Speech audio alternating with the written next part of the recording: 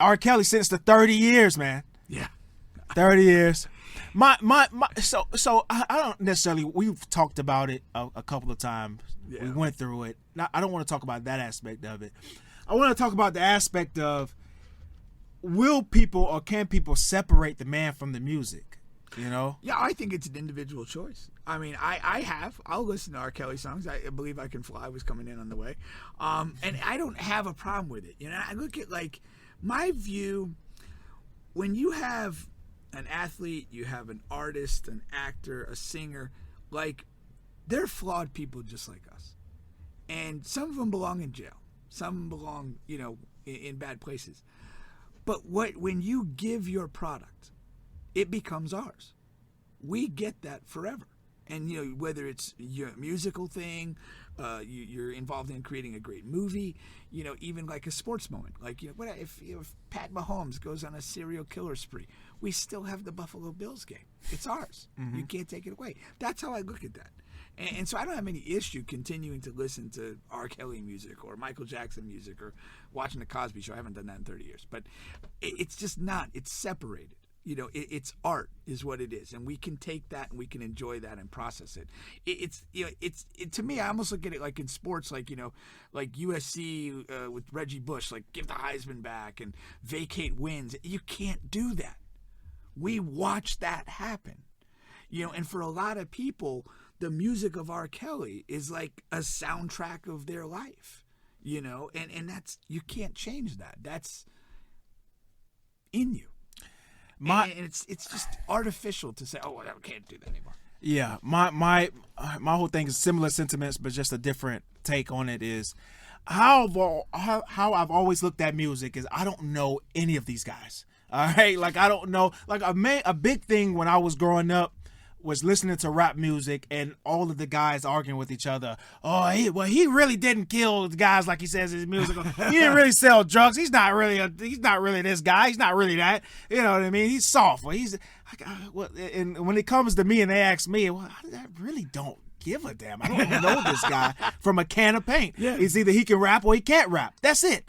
And so I don't get emotionally attached to these artists. And I think that's the key point to a lot of these fans. They get emotionally attached to their favorite artists. And when something happens, they feel compelled to either take a strong side left or right, to where I'm going to love R. Kelly no matter what, or I'm not listening to that pedophile. And if you listen to him, you must be a pedophile too. Like I see on these Facebook posts. Shout out to our guy from the GM5 League, Terrence there. You know, he was getting upset with a guy on his post saying that, he was just saying, because the guy says, well, I'm still going to listen to R. Kelly. I think he said I wish or something like that. Yeah. He was like, oh, you don't have any, Terrence, like, you must not have any women in your family and this and that. It's just like, you know, it's, you know, and I guess when you get that emotional attachment to a person, you can feel that way, but I don't know any of these guys. Some of these guys that you think could be clean, they could be serial rapists or something until it comes out. Well, you just don't know. That's kind of not far off where I'm coming from. Yeah, that's what I'm saying. Similar sentiments. Once that song is out there, or that, you know, you've listened to it. The guy doesn't necessarily matter anymore. Right. It's the song. And the reality is, like, most of these artists, they make, you know, even the best ones, they make a handful of songs we really enjoy, but they also, I mean, I don't think there's an artist that ever lived where I like more than 50% of the songs they released. Yeah. It's just not the case. I mean, just some songs are, it doesn't move the needle for me. The dumbest thing to me in that line was when Drake was beefing with the Pusha T. And Pusha T come out with the diss and was like, you know, basically, he just says, and you have a child, and no, you didn't tell anybody. And everybody's like, oh, he said Drake got a baby, didn't tell anybody. Like, what the fuck? How is this a diss? Like I don't care. Yeah, I don't have a duty to tell you I have a kid. If Drake chooses not to tell me he has a child, I don't care. I didn't tell Drake if I have a child. I thought I got a girl pregnant. I didn't call, you know, I didn't tweet Drake like, yo, I think I got a baby on the way. Like, who gives a shit, man? Like, how is this such a hard diss? You know, so like I just don't feel so compelled to be attached to these guys, to hang on to their every whim and what they do in life, right or wrong or left or right. Yeah. I just want the music. I care about the music. Is the music good? Is the music not good? If it's not good, who gives a shit? Yeah, exactly. That's the whole thing. Like, That's just yeah. the whole thing. Yeah, I mean, it's like, Tobias Harris could be a great guy, but if he doesn't have who cares? I mean, that's what it is. That's man. the gist of it. Yeah. No, I agree. So I'm able to separate the man from the music, and I think people should. Because I was curious to know, and maybe they will now, but I looked on Apple Music, they still have his music up. Yeah. YouTube actually pulled a lot of his stuff. I hope they didn't pull his performance from Whitney Houston's funeral. Oh, that was classic, but I don't know. I love that performance. What they did pull was the Trapped in the Closets, and I love those. Yeah. You can still pay for them, but the free versions Yeah, that's are not. ridiculous, man. That was a fucking work of art, man. It was, and that's the thing. Like, there's nothing in recorded music that's anything like the Trapped in the Closet stuff. Absolutely nothing. I mean, nobody's ever done it.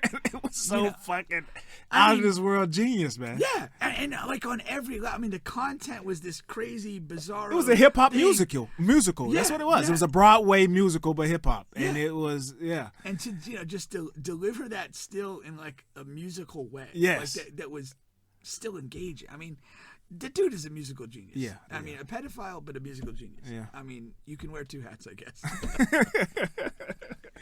I guess like when you hear 30 years, you're like, God, that's a long time. yes, man. And then Because you you're know like- how old he is. Well, you yeah. do the math, and it's like, he's an older dude, and so you're like, by the time, I'm assuming he lives another 30 years, like, fucking be like wearing Depends undergarments, and who gives a damn, like, what, he couldn't molest anybody if he tried, and but then it's like the other reality of this is like, that's not something you can rehab from.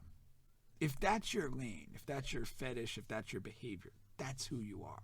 That's who you are as you breathe. And there's no rehabilitation for that. So it's like, yeah, you probably don't belong in the streets anymore. So it is what it is. But I would be open to a versus from jail. Let the truth be known.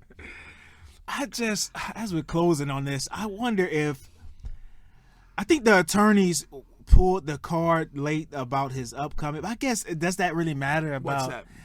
Maybe him being fondled as a child and that was out him in the- growing up? I know, but I'm just saying they didn't pull that card until late in the proceedings. I think The problem with that is this, and this is why, like, generational stuff is so devastating, because when somebody made the decision to do that to him, and I honestly think when I heard that and it was someone in his family. I want to say his auntie or well, you gotta older have some sister or access, something. you gotta have access to do that. Yeah. But when I heard that, like, it made sense. Like, it connected a lot of dots. Why would this guy behave this way?